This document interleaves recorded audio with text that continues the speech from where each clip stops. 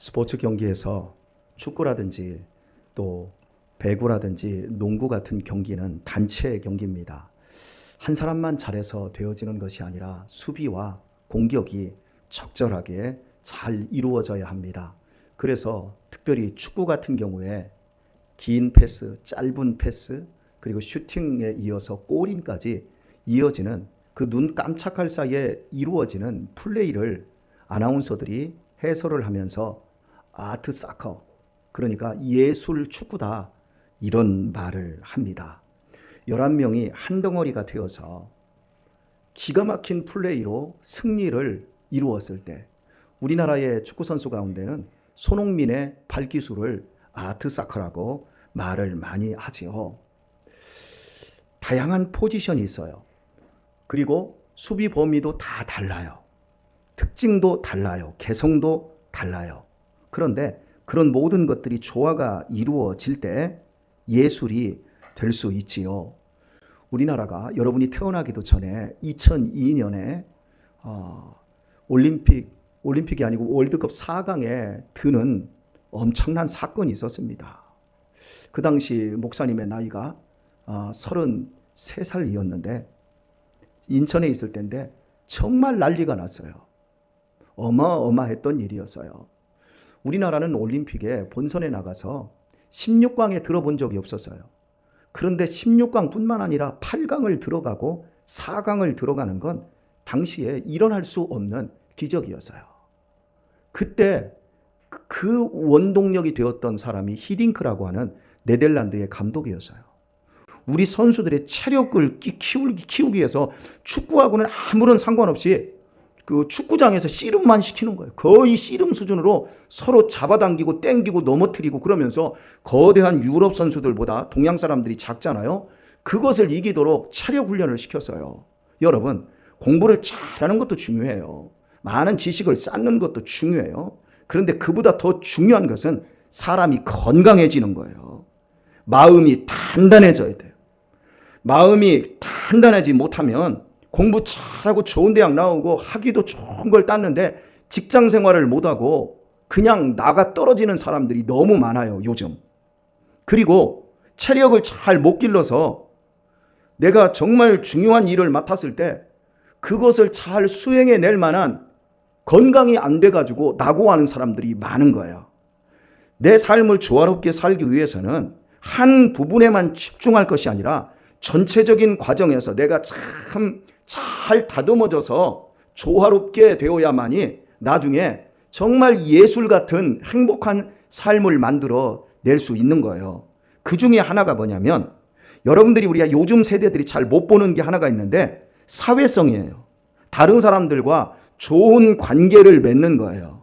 우리가 다른 사람하고 밥을 먹으면서는 밥을 먹으면 내 몸을 좋게 만들지만 내 말하는 색깔, 눈초리, 태도에 따라서 다른 사람을 먹일 수도 있어요. 그러니까 같이 식사를 하는데 이 사람이 말을 굉장히 불편하게 한다 그러면 밥맛이 떨어져요. 하지만 이 사람이 나를 지지해주고 인정해준다. 저 사람의 기쁨이 나한테 전달이 되어진다. 그렇게 되어지면 그 사람은 성공적인 인생을 살아갈 수 있는 거예요. 그래서 내가 오늘 예배를 드리는데도 보세요. 예배를 드리는데도 하나님 앞에 전심을 다하여 예배할 수도 있어요. 그런데 스마트폰 앞에다 갖다 놓고 이렇게 하면서 찬양도 하나도 안 하고 그냥 앉아 있을 수 있어요. 하나님이 찾으시는 사람이 어떤 사람이냐면 마음을 다하고 뜻을 다하고 힘을 다하여 하나님을 사랑하는 사람이에요.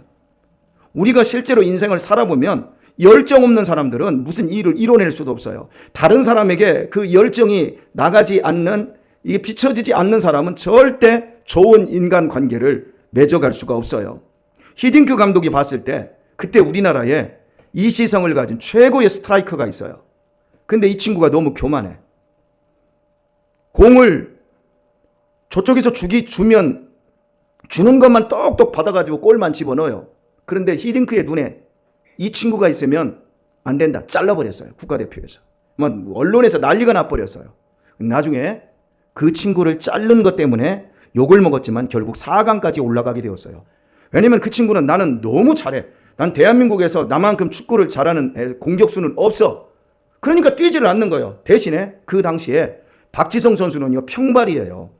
잘 못 뛰는 선수예요. 그런데 이 심장이 2개 있는 것처럼 열심히 뛰어다니는 거예요. 동양 사람들은 이 코트에 들어가서 서양인들보다 힘이나 키가 딸리기 때문에 많이 뛰어야 되는데 많이 뛰는 거예요. 거기에 또한 박지성 선수와 마찬가지 이영표 선수도 엄청나게 뛰는 거예요. 송중국 선수도 키도 별로 안 크지만 엄청나게 뛰는 거예요. 그러니까 4강까지 올라갈수록 예술 축구를 만들었는데 그 교만했던 공격수는 결국 월드컵 무대에 못 올라갔어요. 근데 그 친구도 나중에 그게 약이 됐어요. 아, 내가 교만했구나.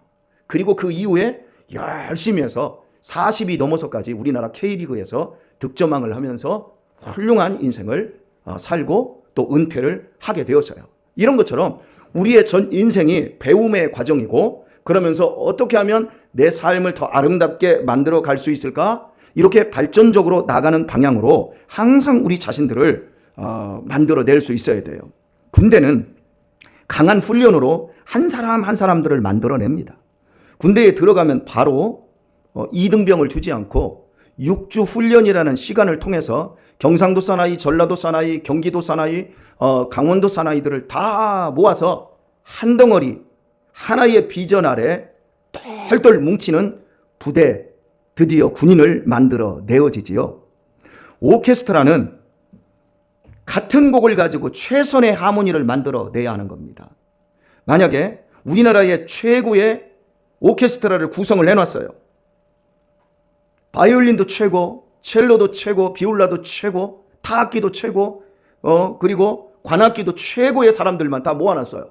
그런데 곡을 바이올린한테는 바하의 곡을, 그리고 첼로한테는 베토벤의 곡을, 그리고 타악기 팀에게는 핸델의 곡을 주었다고 해봅시다. 그리고 동시에 G자가 G를 들어갔어요. 무슨 소리가 날까요?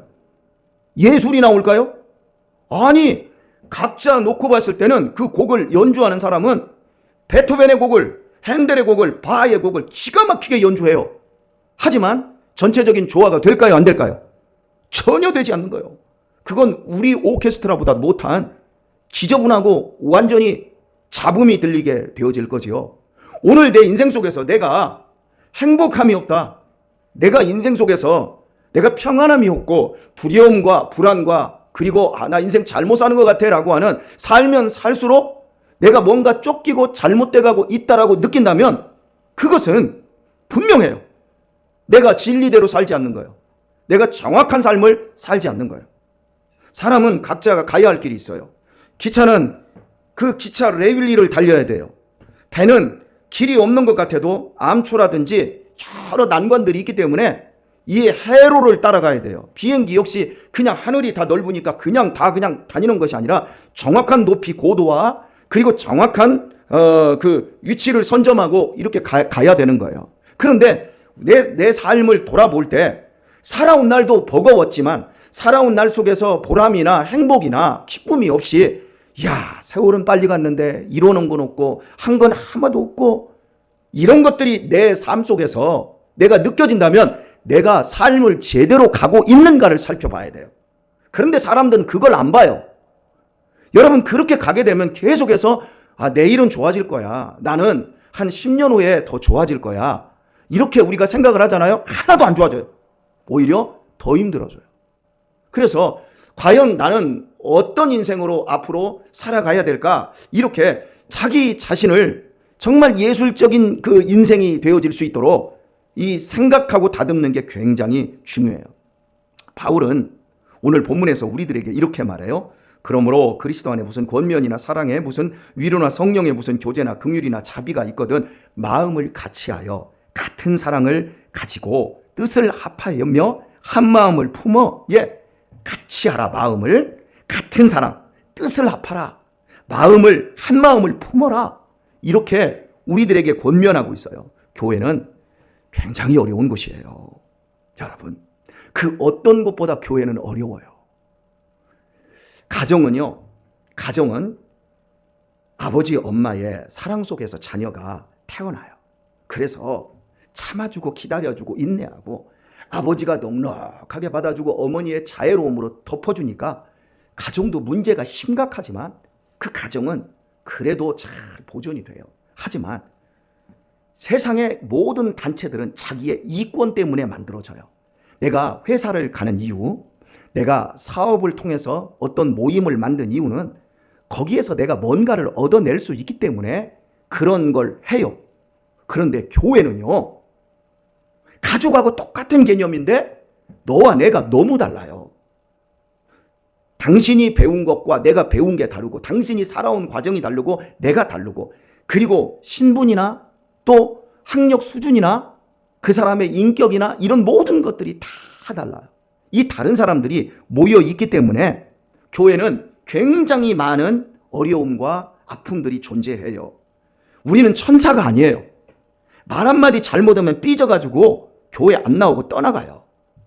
그리고 말 한마디 잘못도 안 했는데 듣는 사람이 아주 기분 나쁘게 들어버리면 나는 아무것도 안 했는데 혼자 날뛰다가 다른 사람들까지 끌고 또 교회를 떠나게 하는 경우도 너무 많아요. 그래서 우리가 교회 다니다가 이 아픔을 딱 당하면 생각할 게, 이게 정말 누구 때문인가? 저 사람 때문에 내가 이렇게 아픈가? 아니면 내 마음이 단단하지 못해서 내가 혼자 편집증적인 자세로 소설을 쓰고 있는가? 이런 것들을 해야 되는데 사람은 자기를 몰라요. 그러니까 소크라테스 같은 현자가 네 자신을 알라 그러는데 내 자신을 죽을 때까지 몰라요. 보통 나는 괜찮은 사람이라고 생각해. 우리 딸은 괜찮은 딸인데 교회에서 다른 애들이 힘들게 하니까 문제가 된다고 생각해. 나는 정말 충성을 하는데 저런 인간들이 나를 괴롭게 하니까 내가 정말 신앙생활이 힘들다고 생각돼요. 사람은 자기를 몰라요. 질문을 하기 전까지 내 스스로가 나는 누구인가? 나는 왜 이렇게 힘들지? 나는 왜 이렇게 멍청하지? 왜 나는 이렇게 당하지? 내가 왜 도대체 왜 그러지? 질문을 하는 사람은 그래도 그 사람은 문제 해결을 조금이라도 받을 수 있는 가능성까지 가요. 그런데 저 사람 나쁜 사람이야. 저 목사님 때문에 일이 저렇게 되었어. 모든 걸 다른 사람에게 전가시키는 사람들은 죽을 때까지 자기가 누군지를 모르고 자기를 바꿔내지를 못해요.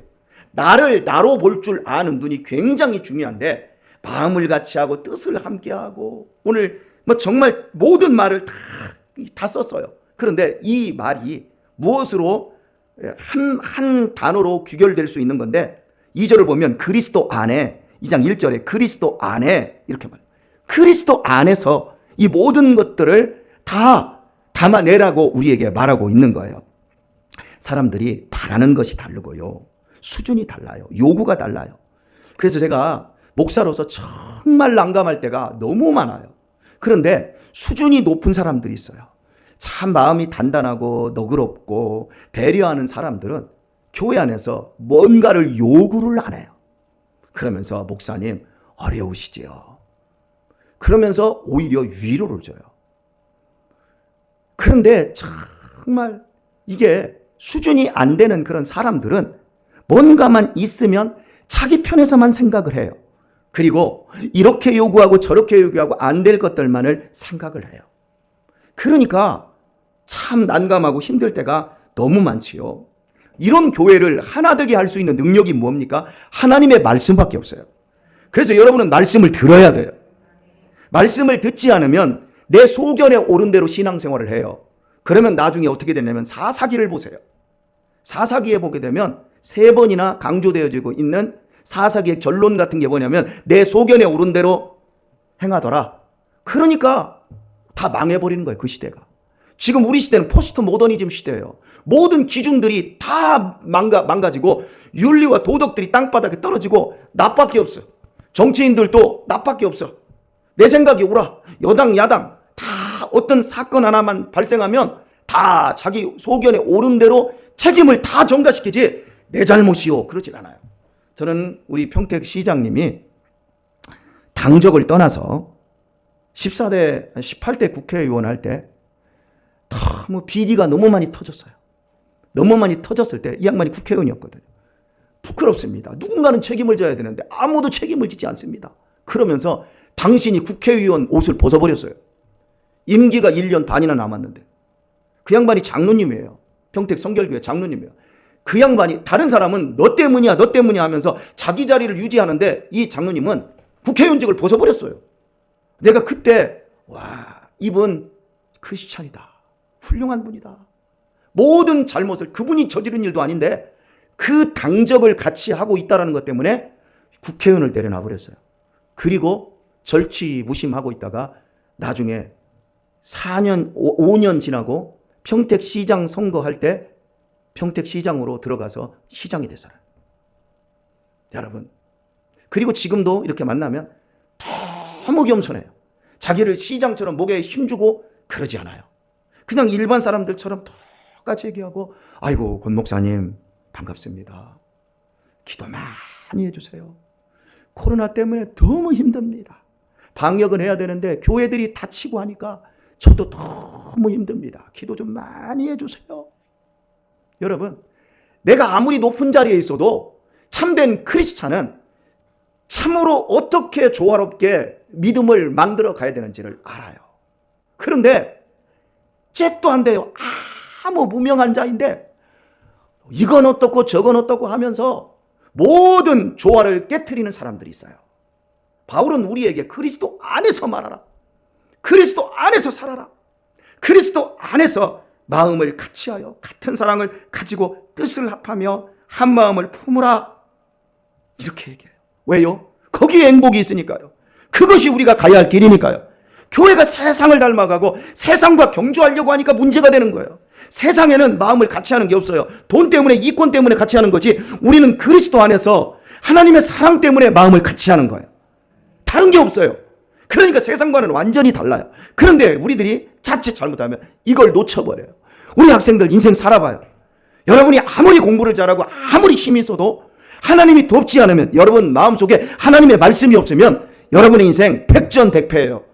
그러나 여러분이 가진 것이 없어도, 여러분의 실력이 부족해도 여러분 속에 하나님의 마음을 품고 하나님의 말씀을 붙잡고 인생의 걸음걸음들을 나아가면 하나님께서 다 해결해 주시고 복된 길로 인도해 주십니다. 틀림없어요. 인생에서 가장 중요한 건 하나님의 말씀이에요. 예수 그리스도 안에서 하나님의 말씀을 품을 때 그 말씀대로 인생이 펼쳐지게 되어집니다. 오늘의 말씀이었습니다. 마음을 같이 하십시다. 한 뜻을 품읍시다. 한 사랑 안에서 살아가도록 하십시다. 한 마음을 품어서 아무 일에든지 그리스도 안에서 행하고 그 안에서 누구에게 책임을 묻는 게 아니라 나를 먼저 돌아보아서 훌륭한 사람이 되어지시고 좋은 공동체를 만들어가는 하나님이 복 주시는 모든 사람들 되실 수 있기를 예수님의 이름으로 축원합니다.